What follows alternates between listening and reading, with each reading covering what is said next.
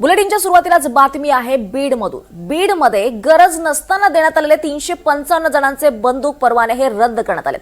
गुन्हे दाखल असलेल्या 355 जणांना गरज नसतानाही बंदूक परवाने दिल्यानं खळबळ उडाली आहे। दरम्यान या प्रकरणी आता सुरेश धस यांचे आरोप खरे होताना दिसतात। बीड जिल्ह्यातील पुढाऱ्यांनी पक्षप्रवेश करण्याच्या अटीवर अनेकांना शस्त्र परवाने मिळवून दिल्याचा आरोप धस यांनी केला होता। अजून सुद्धा बीडमध्ये शस्त्र परवान्यासाठी अर्जावर अर्ज दाखल होत आहेत। बीडमध्ये तब्बल 342 जणांनी शस्त्र परवाना हवाय म्हणून अर्ज केले होते आणि यात फक्त 2 शस्त्र परवाने वाटप झाले, तेही बँकेसंदर्भात आहेत। इतर 340 जणांचे अर्ज हे फेटाळून लावण्यात आले। शस्त्राचा धाक दाखवून धमकावणं, खंडणी, लूटमार, दहशत माजवण्याचे प्रकार वाढल्यामुळे कारवाईची मोहीम आता पोलिसांनी सुरू केली आहे।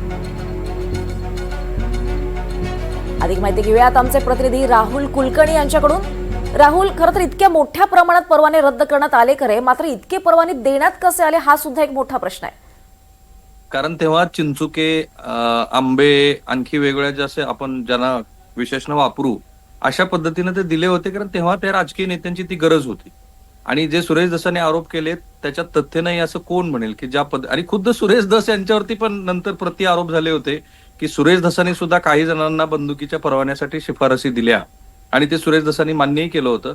माझ्या मते आता ही एक क्लीनअप मिशन आहे, कारण ह्या जिल्ह्याचे पालकमंत्री आता श्री अजित पवार आहेत आणि त्यांनी ही जी क्लीनअप मिशन हातात घेतली आहे त्याचे हे चांगले रिझल्ट येताना दिसतात। 1238 लोकांकडे शस्त्र परवाने होते, त्यापैकी आता हे 355 जणांचे रद्द केलेले आहेत, म्हणजे उर्वरित लोकांकडे अजूनही आहेत। तर ते कोण लोक आहेत आणि पुन्हा हे 355 परवाने रद्द केल्यानंतर सुद्धा 340 जणांना नव्याने अर्ज करावे असे का वाटले?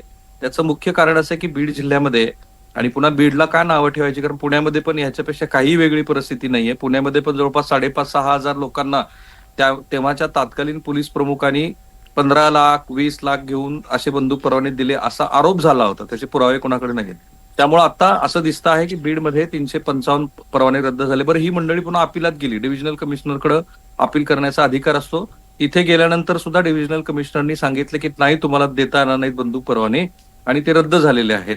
त्यामुळे मूळचा प्रश्न पुन्हा तोच उपस्थित होतो की ह्या लोकांनी कशासाठी घेतले होते, त्यातनं किती गुन्हेगारी कृत्य केली, किती खंडणी वसूल केली, कोणाच्या शिफारशी होत्या, आणि याच्या जोरावरती संतोष देशमुख जे आज आता आपल्यात नाहीये दुर्दैवानी, असे काही प्रकार घडलेले आहेत का? एक चांगली क्लीनअप मिशन आहे आणि ती मिशन खरं तर राज्यभरामध्ये राबवायला हवी, कारण असे अनेक जिल्हे आहेत दीपाली की ज्या जिल्ह्याचे अजून संदर्भ आलेले नाहीयेत। कारण बीड नंतर फक्त पुण्याचा संदर्भ आला, पण असं म्हणतात की कल्याण असेल, ठाणे असेल, पालघर असेल, अगदी मुंबई सुद्धा असेल, तिथं सुद्धा अनावश्यक परवाने वाटप झालेले आहेत दीपाली। निश्चितच राहुल, त्यामुळे उशिरा का होईना प्रशासनाला जाग आली असं म्हणावं लागेल आणि इतक्या मोठ्या प्रमाणात परवाने आता रद्द करण्यात आलेत। धन्यवाद या सगळ्या सविस्तर माहितीसाठी।